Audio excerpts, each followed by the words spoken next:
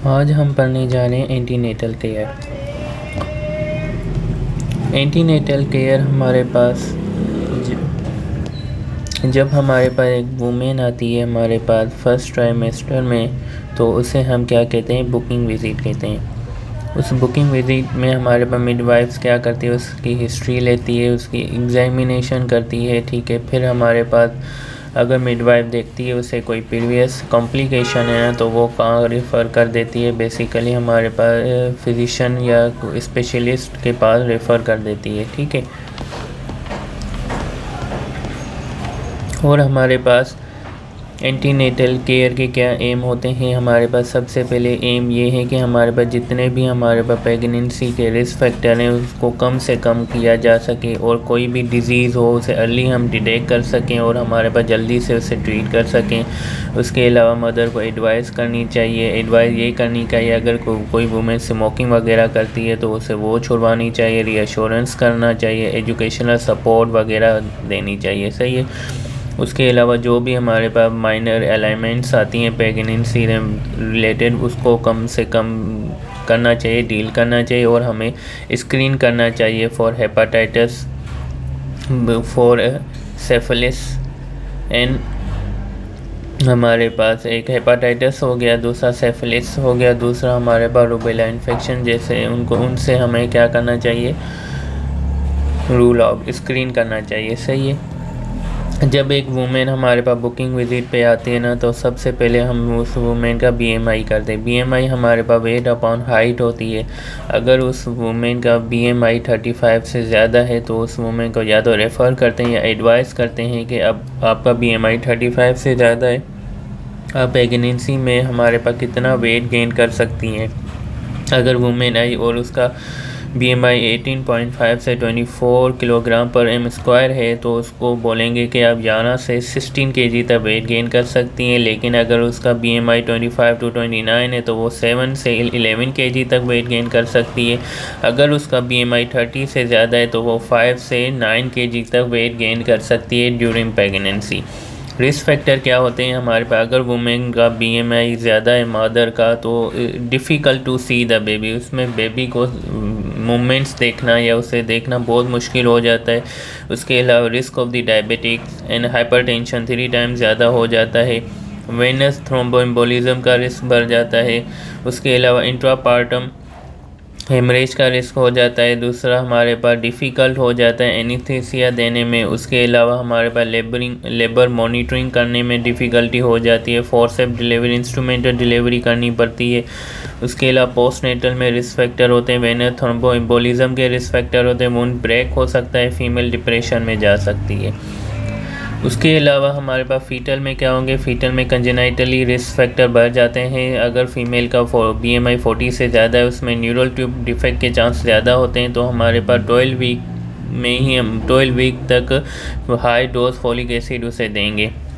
Macrosomia, बच्चा macrosomia में जाएगा तो सी सेक्शन करना पड़ सकता है, फीटल ग्रोथ डिस्ट्रक्शन हो सकती है, मिसकैरेज का 25% चांस होता है, शोल्डर डिस्ट्रोशिया, स्टिल बर्थ और डायबिटिक मेलाइटस के रिस्क हो जाता है।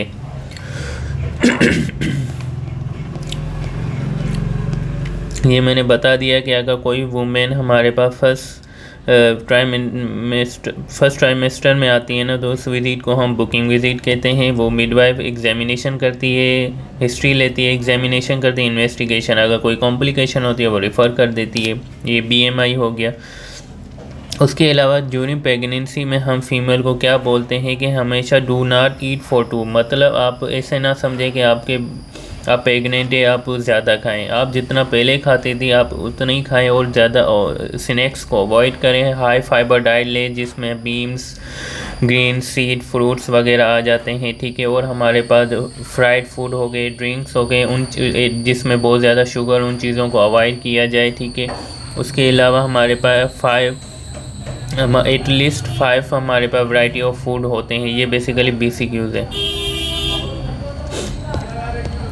और उसको हम एक जनरल एडवाइस करते हैं कि वो योगा वगैरह कर सकती है, मतलब थोड़ी बहुत एक्सरसाइज कर सकती है, ताकि जो हमारे पास सर्जरी के बाद डिलीवरी के बाद किन वुमेन को फीटल इंकॉन्टीनेंसी या यूरिन इंकॉन्टीनेंसी हो जाती है ना, तो ये पहले से एक्सरसाइज करती रहेंगी तो उनके जो पेल्विक फ्लोर मसल्स होंगे ना वो स्ट्रॉन्ग बन जाएंगे। ये वही है जो रिस्क फैक्टर बताए थे, anti maternal risk factor and fetal risk factor अगर PMI ज़्यादा हुआ।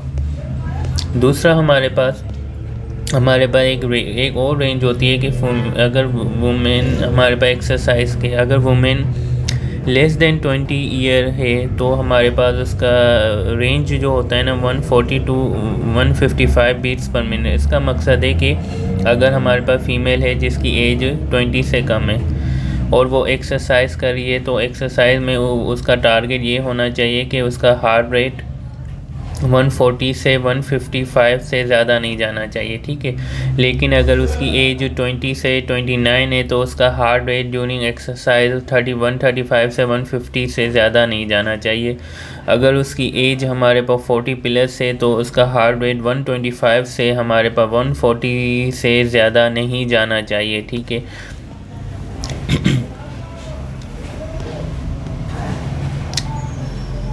ये वही चीज़ें, इसमें हमारे पास एक वर्ड यूज़ किया हुआ है बुक में, पेन ग्राफ्ट एजुकेशन। इसमें क्या होता है, हमारे पास जितने भी कपल्स होते हैं उन्हें हमें बुलाया जाता है, उनकी फॉर्मल डिस्कशन की जाती है related to the pregnancy, labour and delivery and care of the newborn, ठीक है। उन्हें मतलब एक एजुकेशन की दी जाती है, उन्हें काउंसलिंग की जाती है।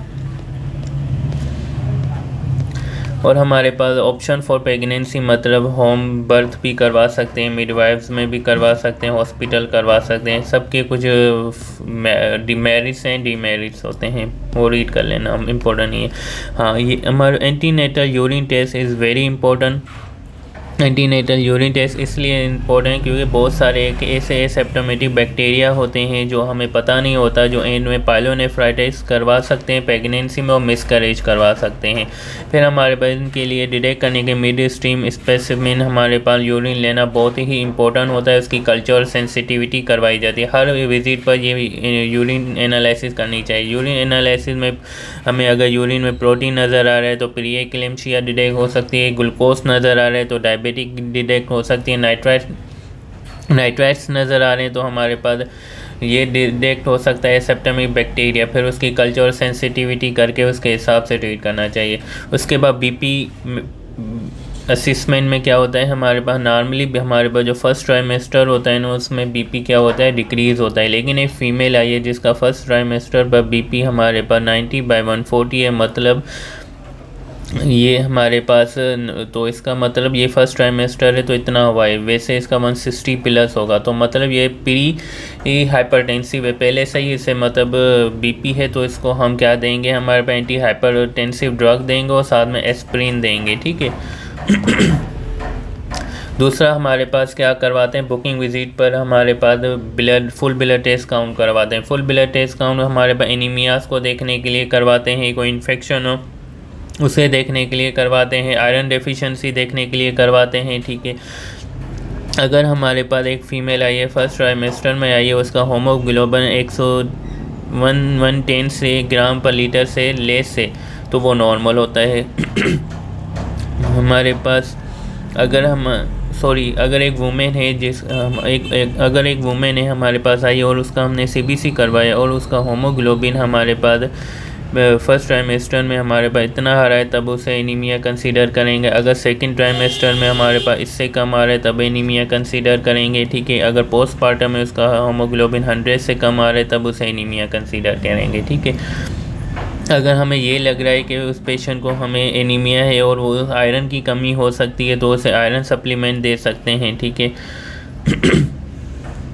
आयरन सप्लीमेंट का मोस्टली 2 वीक्स में ही रिस्पॉन्स आ जाता है, ठीक है। दूसरा, अगर हमारे पास पेशेंट के प्लेटिलेट्स कम है तो प्लेटिलेट कम थ्रोम्बोसाइटोपिनिया है, एक तो हमारे पास इसमें ITP हो सकती है। दूसरा हमारे पास एक होता है हेल्प सिंड्रोम। हेल्प सिंड्रोम में क्या होता है, हमारे पास ये प्री-एक्लेम्पसिया में होता है जिसमें एलिवेटेड लीवर एंजाइम हो जाते हैं, लो प्लेटिलेट्स हो जाते हैं, ठीक है। तो इसमें हमारे पास हेल्प सिंड्रोम में ये चीज़ें डिटेक्ट की जाती है। तो थ्रोम्बोसाइटोपिनिया हमारे पास लो प्लेटलेट्स हेल्प सिंड्रोम में भी हमें मिल सकते हैं। दूसरा ब्लड ग्रुपिंग करना इज़ वेरी इंपॉर्टेंट, क्योंकि इसमें हमारे पास RH इनकम्पेटिबिलिटी देखनी होती है। RH इनकम्पेटिबिलिटी हमारे पास क्या होती है, बेसिकली मदर हमारे पास नेगेटिव है, फादर जो है हमारे पास पॉजिटिव है, और बच्चा भी हमारे पास क्या है, पॉजिटिव है। तो इसमें हमारे पास कोई ऐसा सैनिटाइजिंग इवेंट हुआ जिसमें बच्चे जो फीटस का ब्लड है वो मदर में गया, तो मदर हमारे पास उसके अगेंस्ट क्या बना देगी, एंटीबॉडीज़ बना देगी। जो नेक्स्ट बेबी होगा ना, तो उसमें क्या हो जाएगा, हीमोलाइसिस वगैरह होना शुरू हो जाएगी। तो हमारे पास जब हमें पता लग जाए कि कोई ऐसा सेंसिटिविटी इवेंट हो गया है, तब हमें